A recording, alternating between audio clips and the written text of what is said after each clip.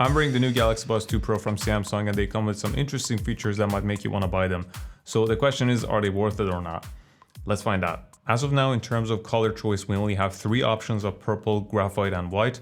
But this might change in the future, and I almost got the white model, but then I was worried if they were going to turn yellow after long-term use. So instead I opted for the graphite color, and it's more matte than glossy. In fact, all 3 colors are like that. Now inside the box, in addition to the case, there is a USB-C cable, but since the case itself supports wireless charging, you can either use your Galaxy phone's reverse wireless charging or use an actual wireless charging device. Either way, the choice is yours.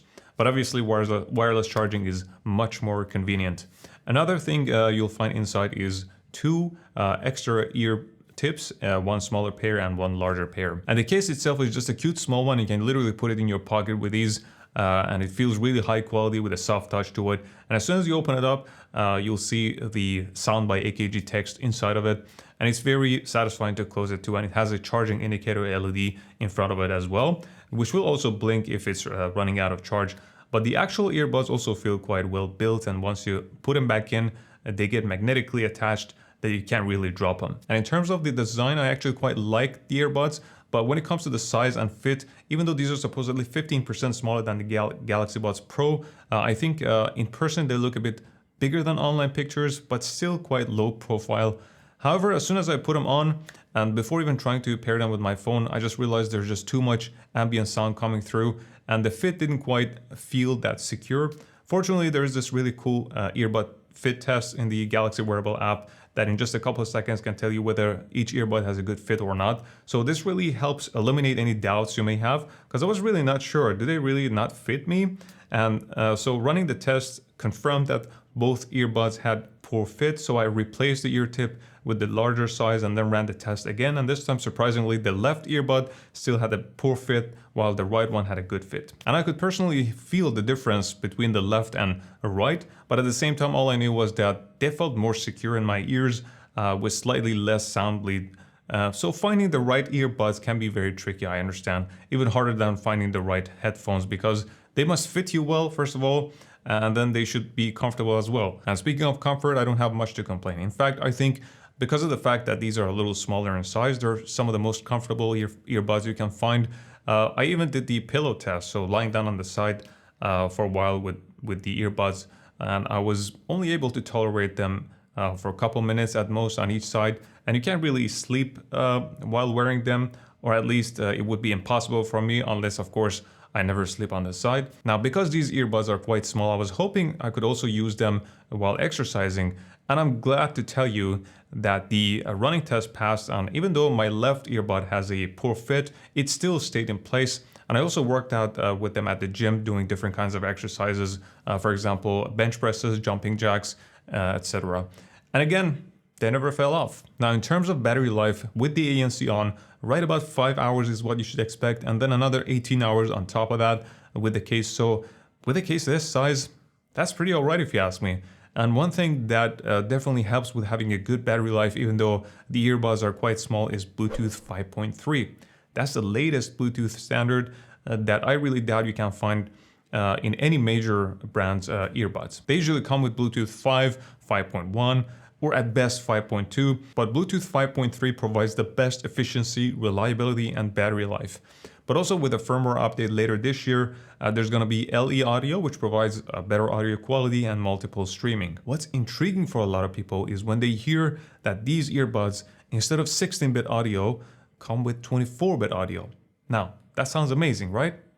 Well, even though 16-bit audio is quite old, and it's usually what you'd hear when you listen to a CD, the benefits of a 24-bit audio are not that well received or heard unless you're in a studio environment and you're doing audio editing. So that's my take when it comes to listening to 24-bit audio with 2 tiny earbuds. But you know what? It's a feature of these earbuds. I'm not going to say no to it. But in terms of the actual audio quality and sound signature, I think these are really bassy, really punchy bass. I don't know, even though the bass is really strong, they sounded quite pleasing to my ears. So if you listen to a lot of EDM or hip hop, I think you're gonna like them. And I also like the EQ settings in the app with a few presets that can make a good difference depending on what you're listening to. So if you want, you can actually increase the bass even more or pop the vocals instead and so on. One thing I couldn't figure out was the frequency response of these earbuds or a proper spec sheet to consult. So if you do happen to know, comment below. Otherwise, when I find out, I'll do it myself. Enhanced 360 audio is another feature of these headphones that you can enable in the app, and you can basically turn anything into 360 audio. And if you've never experienced it before, it might sound amazing, but to some of us, it could sound just like some echo and reverb added to whatever is being played. But for listening to certain types of music, or for example, meditation music, or even watching movies, it can provide a good immersive listening experience. So obviously these earbuds have active noise cancelling, and as soon as you turn it on, there's an audible noise, which I know some folks don't like to hear. The good news is that you can only hear it in a quiet environment. And by the way, that's quite a normal sound as a result of the noise cancelling chip doing its job. But in terms of the actual quality of the ANC, again, the tricky part with earbuds is that they need to have a good fit, or else you can't get the real benefit. To be fair, I think the voice quality is quite good. It's quite clear actually. It's just the sound suppression that's not very optimal. And there is a trade-off here. The more aggressive the sound suppression is, the less clear your voice is going to sound like, because the noise cancelling chip is working so hard to basically suppress as much noise as possible in the background. So that's the case here with the Galaxy Buds2 Pro. So now that the helicopter is passing by, let's see if you guys can hear it right on top of my head. And the other thing is that if voice detect is enabled and then you start talking and you're outdoors and it's quite windy, you're going to hear the wind and it can be quite annoying. Regardless, I think the noise cancelling of the Galaxy Buds2 Pro is not too bad, but really not that impressive either. And I could definitely hear a struggle with low, mid, and higher frequencies all the way.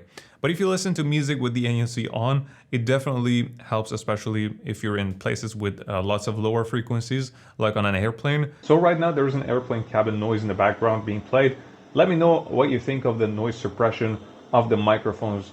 Are they doing a good job? The ambient mode also does a good job, perhaps better than noise cancelling, but still that humming noise is quite annoying to hear. And a very handy feature of these headphones is voice detect that you can enable in the app, which basically turns on the ambient mode and lowers the volume of whatever you're listening to significantly as soon as you start talking.